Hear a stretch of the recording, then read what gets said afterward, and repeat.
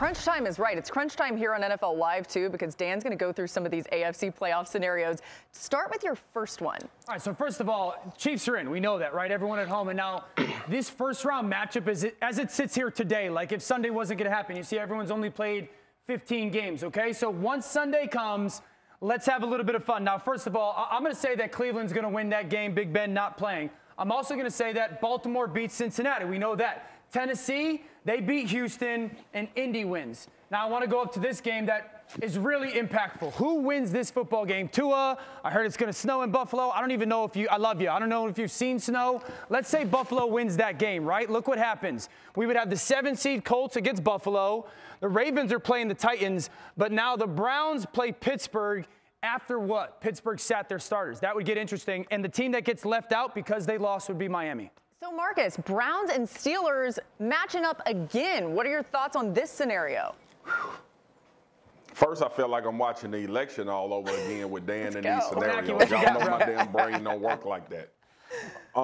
Listen, this is something that I approach differently, and I know how my counterparts feel. I'm scoring. I mean, I've been in this situation before with the New York Giants in 2007 when they won the championship. We beat them twice during the regular season and then had to face them again in the playoffs. And you just, that continuum of playing these teams as opposed to getting rid of one potentially just doesn't sit well with me because of my history with that. But I understand it from the gist of what Pittsburgh is thinking. I would not want to see Cleveland again. And that's really where my narrative and that's really where my thought boils down to resting starters and deciding to play Big Ben or not and putting starters out there on the field. Like, I understand it from an age perspective, from having them fresh and all of that.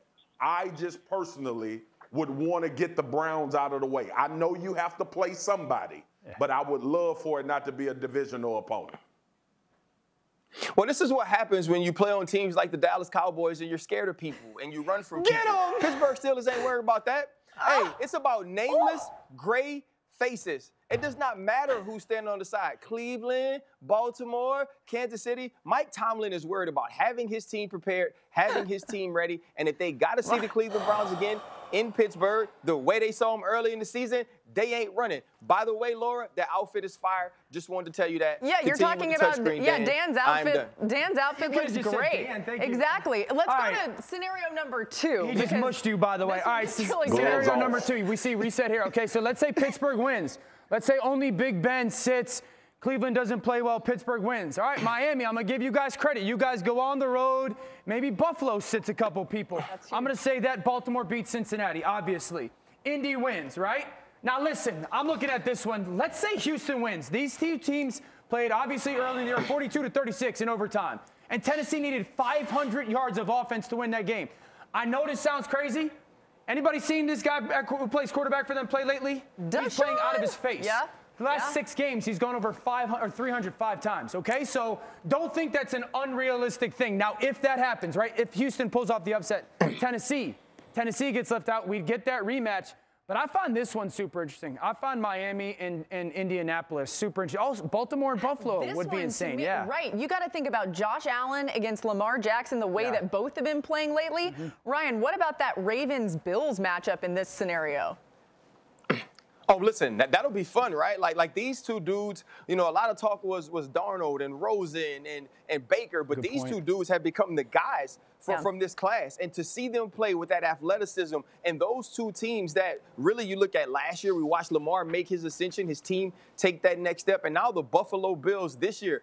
That would be a Dan Orlovsky touchscreen fest, telestration fest, if he got an opportunity to watch those teams play and also to see who make that next step, right? We watched Josh Allen go down in the wild card round last year, the Houston Texans, flipping around, throwing balls backwards to fullbacks. We've seen 2 times in a row Lamar Jackson not get out of the first playoff game he's in. Isn't that a game you want to see? 2 MVP caliber football players, 2 very good organizations playing to see who can take that next step and say they're going to be the team to challenge the Kansas City Chiefs. I would love to watch that matchup. It would be exciting for all of us. Let's get wild here, Dan. I mean, listen, this next scenario could happen, people, so go through absolute chaos. All right, Indy wins. Okay, that's a little boring. Okay, now let's say Pittsburgh wins. Kind of a little bit of boring, you know, but this is when we get super froggy. Houston, you pulled off the upset. Miami, you go on the road and pull off a little bit of an upset, but this is where we get super weird.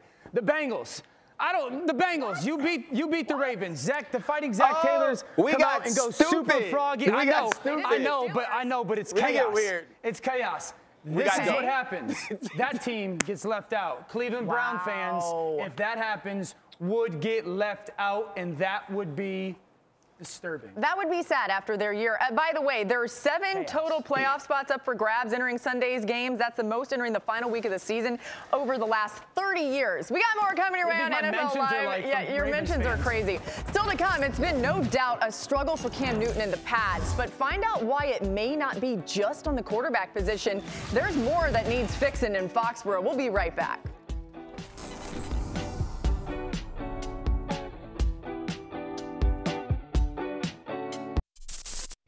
Thanks for watching ESPN on YouTube. For live streaming, sports, and premium content, subscribe to ESPN+.